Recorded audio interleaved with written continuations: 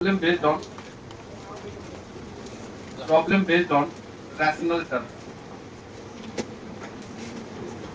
Rational term पे based problem है, ये हेडिंग है। एकदम आसान होता है, एक बार खाली समझ लेना है, बाकी खेल कर लोगे तुम अपने। ठीक है, जैसे हम क्वेश्चन लिखते हैं, find number of rational term, find number of rational term, find number. Rational तो समझते ही हो कि समझाना पड़ेगा। Find number of rational term, rational मतलब जिसमें रूट 2 रूट 3 सब नहीं रहे, अपॉन में भी रह सकता है या इंटीजर भी रह सकता है, सब रैशनल भी होता है, नहीं? तो रैशनल टर्म कितने होंगे इन द एक्सपेंशन ऑफ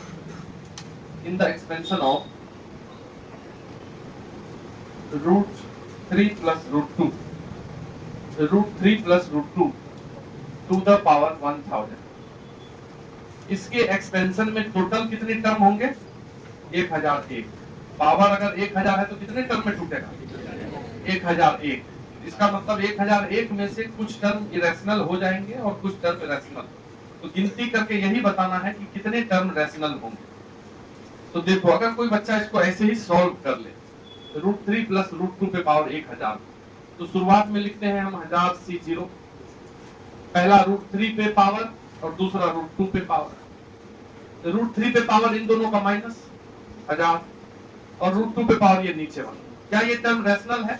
बिल्कुल है, क्योंकि रूट 3 पे 1000 पावर देंगे तो रूट 3 रूट हट जाएगा, इवन पावर है, और 0 पावर 1 ही होगा। और 1000 से 0 कभी रैशनल नहीं हो सकता। ये एनसीआर जो होता है, ये तो प्रोसेस है ना, सिलेक्शन का तरीका होता है, वो इरेशनल नहीं होता। बात समझ लिया आपने? ठीक है, एनसीआर जो है ऐसे सॉल्व भी करोगे तो इसमें कभी रूट नहीं आएगा, देख लेना सॉल्व।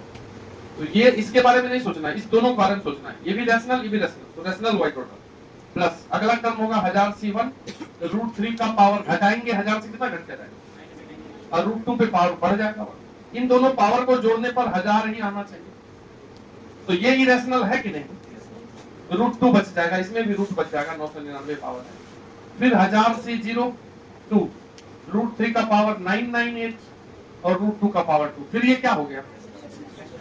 तो एक रैशनल एक इरेशनल आएगा। देख लो, ये वाला रैशनल, फिर irrational, even odd, even power, odd power, even power, दोनों पे इवन आ गया, खत्म, रूट खत्म। अगला वाला हम दोनों पे ऑड आएगा, रूट रहेगा।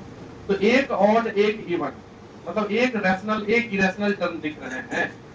तो ये जाएगा कहां तक? टर्म कितने होते हैं? 1001 टर्म होते हैं। ये 3 टर्म ही लिखा गया है। ऐसे जाते रहेंगे तो लास्ट में आएगा 1000 C1000।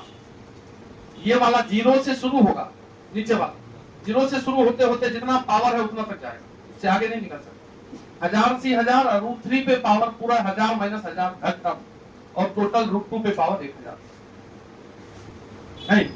तो ये इसमें जो 1001 टर्म है, 1001 टर्म है, तो 1001 में कितना रैशनल कितना इरेशनल आएगा? अल्टरनेट आ रहा है ना। तुम ऐसे सोचो कि इसको छोड़ दो, तुम पहला वाले इसको अकेला छोड़ दो। इसमें शुरू वाले में क्या है? C1 है नीचे, फिर नेक्स्ट में क्या है?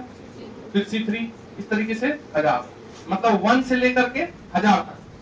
तो पहला वाला इरेशनल, दूसरा वाला रैशनल, तीसरा वाला इरेशनल, चौथा वाला रैशनल।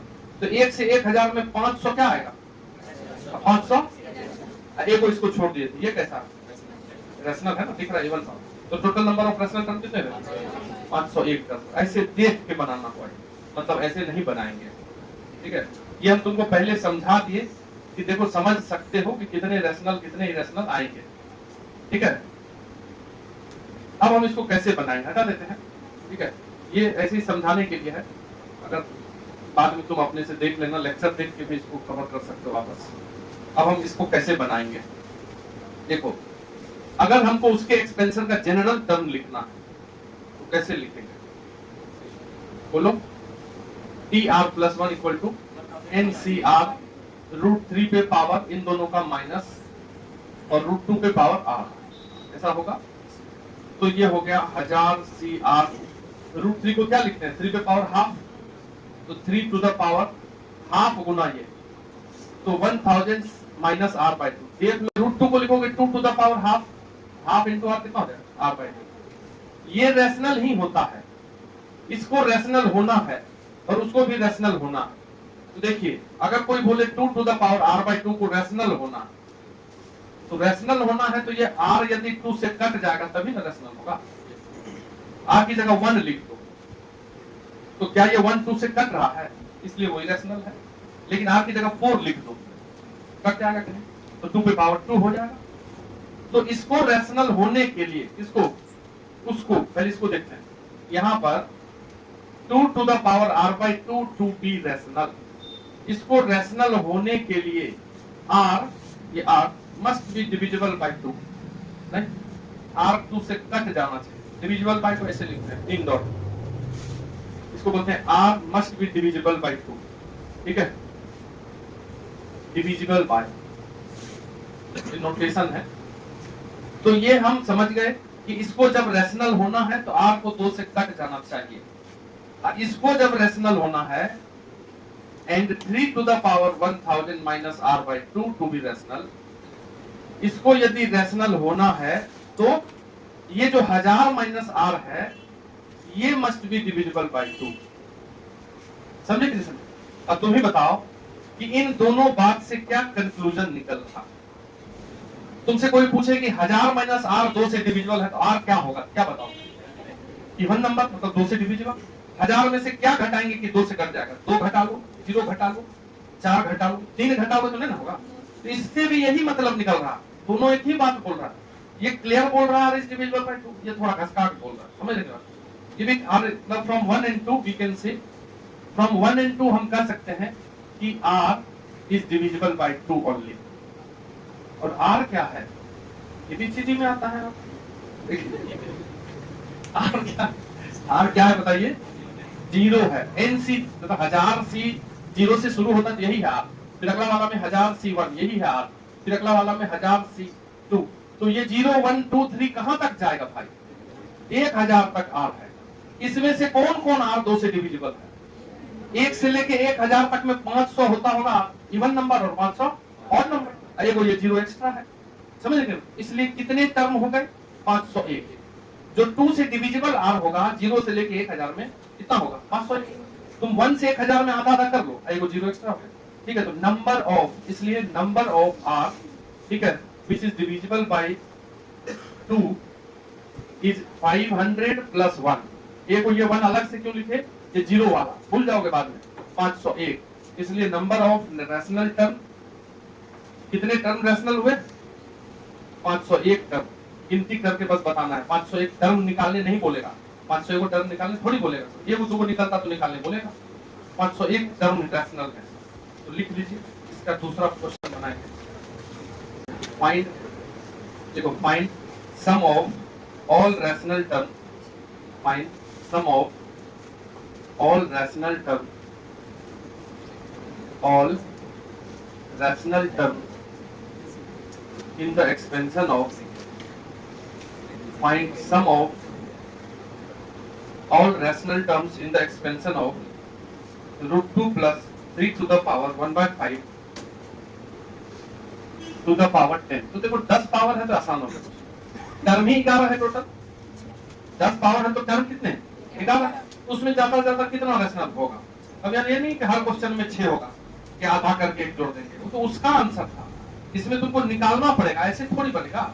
आप अपने बनाइए, जनरल जैसे जैसे समझाए हैं वैसे वैसे बनाइए, जैसे इसमें ऐसे समझाए वैसे बनाओ।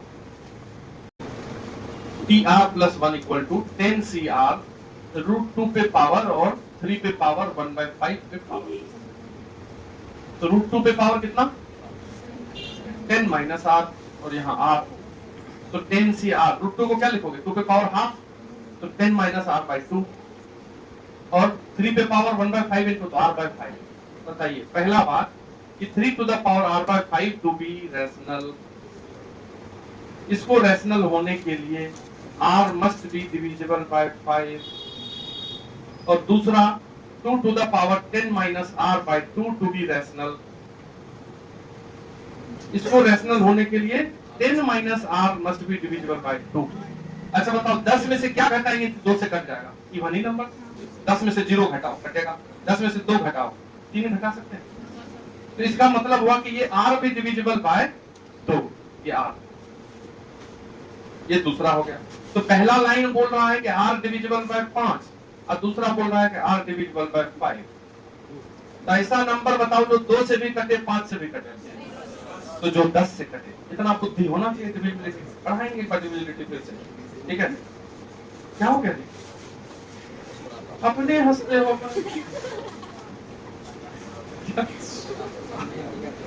शिव शक्ति भैया आज गणेश जी का पूजा है इसीलिए खुश हो। चलो ठीक। तो फ्रॉम 1 and 2 का नाम बदल गया नहीं, कोई बात नहीं। From 1 and 2 Shiv Shankar. तो 1 और 2 से क्या क्लियर है कि r किससे डिविजिबल होना चाहिए? 10 से। जो 2 से कटे, जो 5 से कटे वो 10 से कटे, जो 2 से कटे, जो 3 से भी कटे वो 6 से कटे। ये सब बुद्धि है नहीं है। तो जो 2 और 5 दोनों से कटे वो किससे कटना चाहिए? r है क्या क्वेश्चन में? पावर 10 है तो r 0 से शुरू होगा, कहां तक जाएगा? तो क्या वो नंबर 10 से कटता है? 2 को, एगो 0 और एगो 10, बाकी का कोई नहीं होगा। r जो डिविजिबल बाय 10 होगा तो it is clear that r is 0 and 10 only. 2 को r क्वेश्चन, लेकिन ये नहीं पूछा कितने टर्म रैशनल होंगे, कितने टर्म रैशनल होंगे? 2, क्योंकि जितना r आया उसमें 501 आ रहा था, इसमें 2 आ रहा है, 2 टर्म रैशनल होंगे। ये नहीं पूछा कितने टर्म रैशनल, दोनों टर्म का सम निकालना। तो पहले r इक्वल टू 0 जाके रख दीजिए, किसमें? जनरल टर्म में। ये जो जनरल टर्म है, या इसी को नीचे वाले को ही मान लेते हैं tr+1, इसमें जाके r इक्वल टू 0 पुट कीजिए। तो कौन सा टर्म निकलेगा? पहला। r 0 आया मतलब फर्स्ट टर्म रैशनल है, r 10 आया मतलब last term rational, 11th term. तो 2 टर्म रैशनल है, इसलिए हम r इक्वल टू 0 एक बार इसमें जाएंगे तो हमको सम ऑफ रैशनल टर्म पूछ रहा है, ठीक है। तो सम ऑफ रैशनल टर्म निकालने के लिए एक बार इसमें r इक्वल टू 0 रखेगा तो t1 एंड 10 रखेगा तो t11। 2 टर्म रैशनल है, t1 निकालना पड़ेगा, r इक्वल टू 0 इसमें रखते हैं तो 10c0 यहां रख दिए। 2 कहां है? r है। 10c0 यहां r इक्वल टू 0 रखोगे तो क्या होगा? 2 पे पावर 10 माइनस 0/2 5। यहां r इक्वल टू 0 रखोगे क्या होगा? 3 पे पावर 0। ये हो गया पहला term. 11th term r equal to 10 रखते हैं तो 10c10, 2 to the power 10 minus 10 0, 3 to the power 10/5 2। इसको सॉल्व करना है तो 10c0 कितना हो जाएगा? 1, 2 पे पावर 5 32, 3 पे पावर 0 1, फिर 10c10 भी 1, 3 पे 2 पे पावर 0 1 9। तो 32 और 9 41। सम ऑफ ऑल रैशनल टर्म। अगर इसको बना दिए तो हम समझेंगे कि लेक्चर सुन लिया तुम इतना। सेम क्वेश्चन लिख दिया। इन द एक्सपेंशन ऑफ, इसके एक्सपेंशन में रैशनल टर्म का सम निकालना है। 2 to the power 1/3, 2 to the power 1/3 plus 3 to the power 1/5 to the power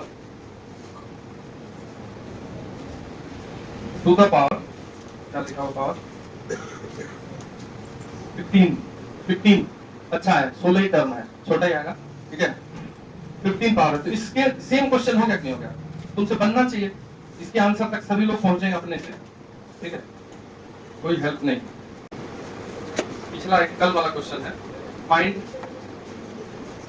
coefficient of x to the power 4, coefficient of x to the power 4 in the expansion of 1 plus x square plus x cube to the power 11। इसके expansion में x पे power 4 का coefficient पूछ रहा है, ठीक है। एक और लिखिए, फाइंड, वो दोनों तो तुमको अभी बनाना है, तब जाना है, ये दोनों आज घर में बनाना है। Find coefficient of x to the power 3 in the expansion of 1 minus x plus x square to the power 5 to the power 5। ये दोनों नीचे वाला क्वेश्चन HW है, ठीक है, और ऊपर वाला भी CW है। बना दिए हैं जितने लोग उतने लोग निकलिए क्लास से बाहर।